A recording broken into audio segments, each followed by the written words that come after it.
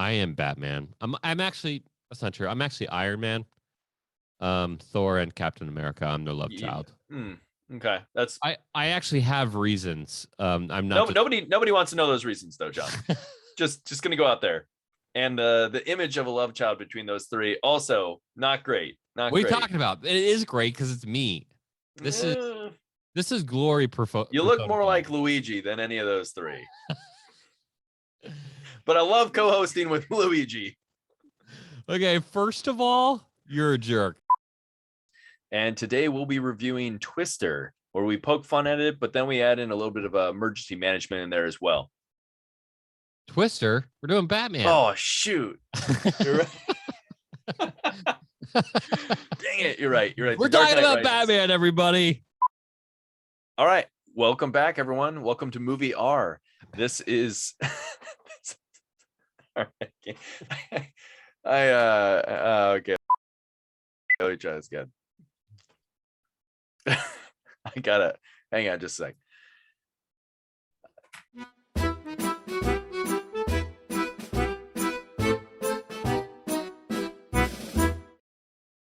Welcome everyone to Movie AAR. This is your host Patrick with your co-host John Scardina, and today we're going to be reviewing Batman: The Dark Knight Rises, talking about emergency management, talking about an after action review, kind of reviewing it almost like we review a tabletop exercise, but also providing you some vital information through a public service announcement, and also kind of talking about what's real and what's fake. So should we jump right into the scene, John? Yeah, let's go make fun of it real fast. All right, here we go. That's a lovely, lovely voice. Lovely, lovely voice. None of those guys look professional. Oh, this is a good moment. So, okay, can we just talk about this real quick? I know we just started the clip, but all the cops running in there, no diamond formation, no SWAT, no situational awareness whatsoever. Also, the entire police force. We want to talk about real versus fake. That's pretty fake and stupid, but everybody wants to get the bad guys. So that part's kind of real.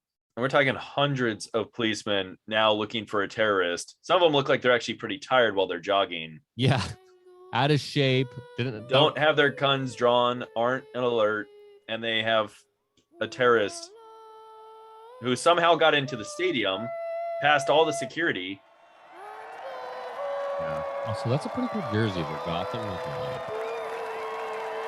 All right, there's the mayor up in the box.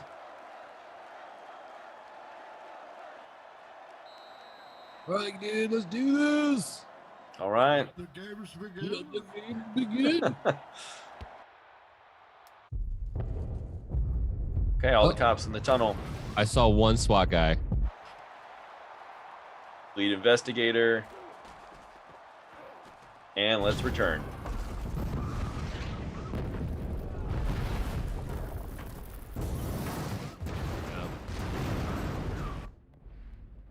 Boom, boom, explosions. They perfectly exploded on either side of the road. Yeah, so Bane works with the construction crews to infuse. Oh, there goes the mayor. Ooh. Was the mayor kind of a jerk? I don't remember. I don't know. That'd probably be good for us to know, but it doesn't matter. He's the leader of the city, so he's dead now. So this is the scenario, right? Oh, wait. We got to see the rest of the part. Boom. Okay. Be advised here. All these explosions are happening, and they're happening super close together, okay?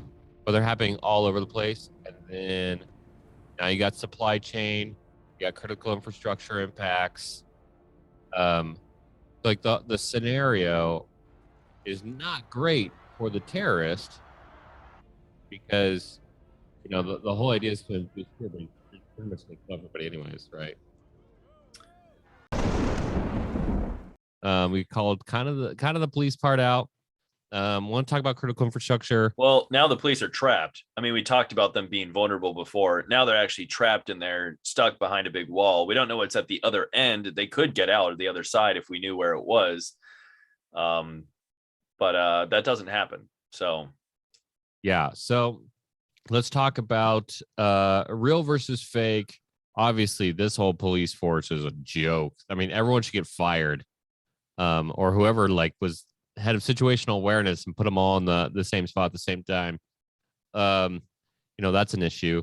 But in terms of like the actual scenario, is something like this plausible? Is it not plausible? What are the holes in this scenario here? No, this is not plausible. 1 out of 10. What is your No, ranking? I mean, you would think watching this that the police chief is actually working with the villain because he sent all the police into the tunnels. Yeah. And that's how they were also able to get all the permits to combine the C4 with the concrete or with the cement, and put it, get it with all the construction crews all around the city, work it into the steel railings on the and the infrastructure on the bridges. That could only happen if a police chief was turning a blind eye. So he's obviously in on it, but speaking realistically, no, they wouldn't all be in there. There'd probably be one tactical team, maybe two that go in there looking. But we're talking like they're after a terrorist in their city. They probably called in the military. It's probably not just law enforcement. If it is, maybe it's SWAT, most likely SWAT at the local level, Yeah. some sort of strike team. I don't want to go too real here for a second, but there unfortunately there's real terrorist attacks around the world, but the number of individuals associated with those terrorist attacks are small. We're talking a dozen most. And to be able to place bombs on every bridge, nobody noticing it, to be digging all over the city and to put bombs literally everywhere would take years of coordination, understanding systems, critical infrastructure, as done before. We can talk about why that's so unrealistic. But just like the amount of logistics that goes into play in there, yeah, you need like literally an army to do that and no one to mess up for years. Oh, and as soon as you have those bridges explode, as soon as you have the televised game, if it's televised to, which it seemed like it was the kind of game that would be televised, as soon as that explodes and all the explosions around the city, well, now you have the militaries getting called, and they're getting called in immediately. Yeah, Hey, there's this is there's the no next terror waiting for this attack guy to make an announcement, right? in Like, New York City. So the next move wouldn't be, oh, let's care about the local police aren't going to be able to help us. Who's going to help us? The military is going to get called in pretty quickly with airdrops of military. yeah, that would be definitely a special forces move here pretty quick. I will say that he in the clip, he right after he does all that, he literally picks up the ref's mic and he's like, "Hey, by the way, I have a nuke." So it's just playing on this game of whatever. So in terms of realistic versus unrealistic, this scenario is not happening. Like it's never gonna happen. The logistical nightmare of putting all that together, not gonna happen. The fact that they fast forward, I don't know how much time, months, and he still has control of the city. Also, the most hilarious moment in that clip, we should maybe cue that up, is when his very first action of saying I'm a terrorist is instilling martial law. His very first thing he did was create order, which I found was hilarious. I'm like, oh hey, you're super against the man, so what the first thing you're gonna do is create an order.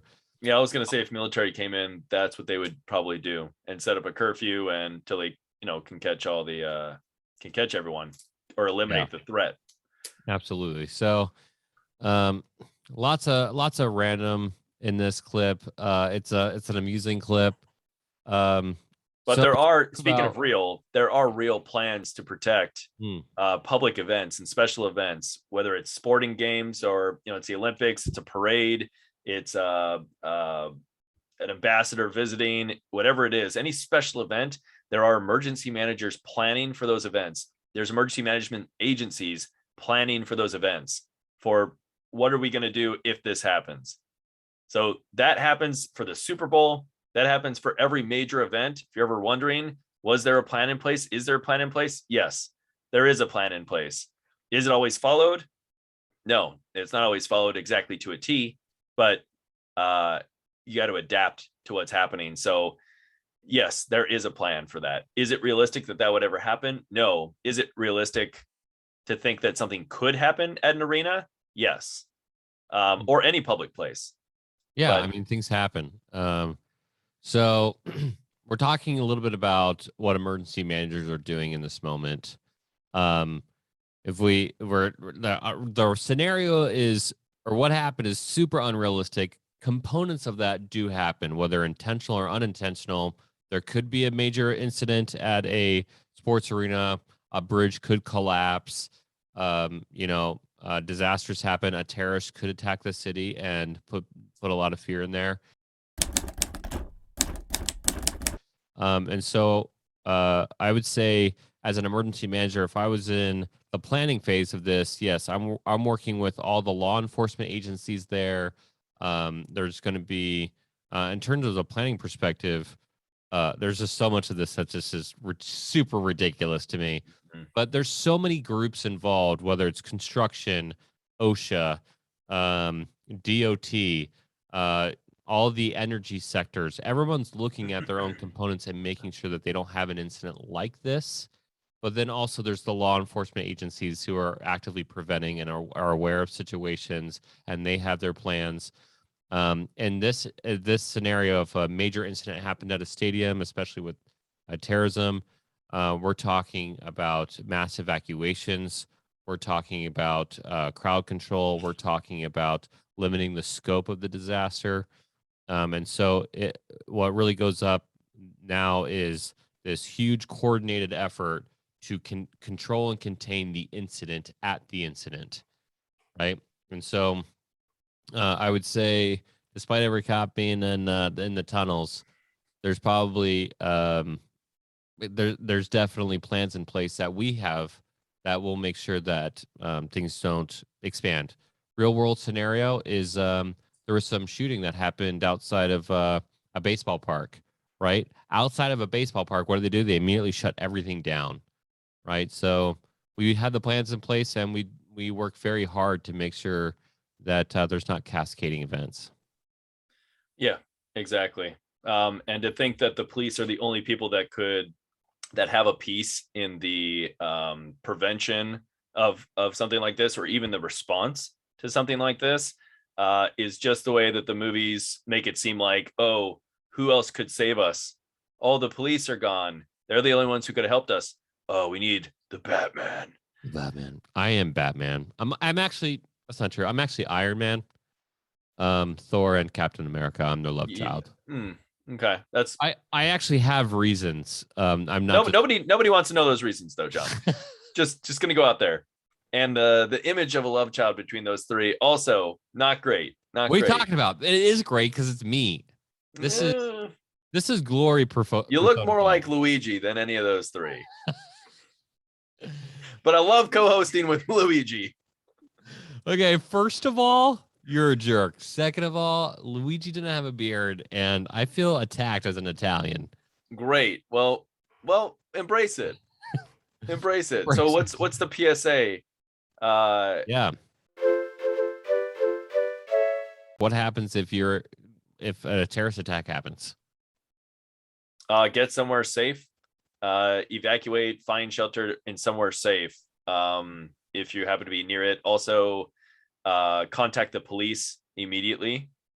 But find somewhere safe. I think of like active shooter, where first, you run first, then you hide, and then you call for help. If you can get far enough away from the threat. So run immediately, then call for help. Yeah, my big thing is like every report that I've ever seen, like distance is your friend. If you can create distance, great. If you can't, you don't just hide, barricade. And if you can't barricade, it's time to activate those warrior genes somewhere down the family tree, and save your life and maybe save somebody else's life. So run, hide, fight. Good call out there. That's a DHS thing, Department of Homeland Security thing that we promote pretty heavily. And on that super positive note, this explosive episode.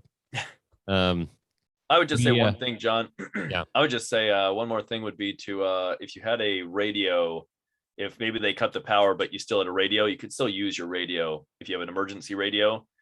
And usually cities, it'll be like 7:40 a.m. or 8:40 a.m. or they'll usually broadcast messages. So that's always just something to know.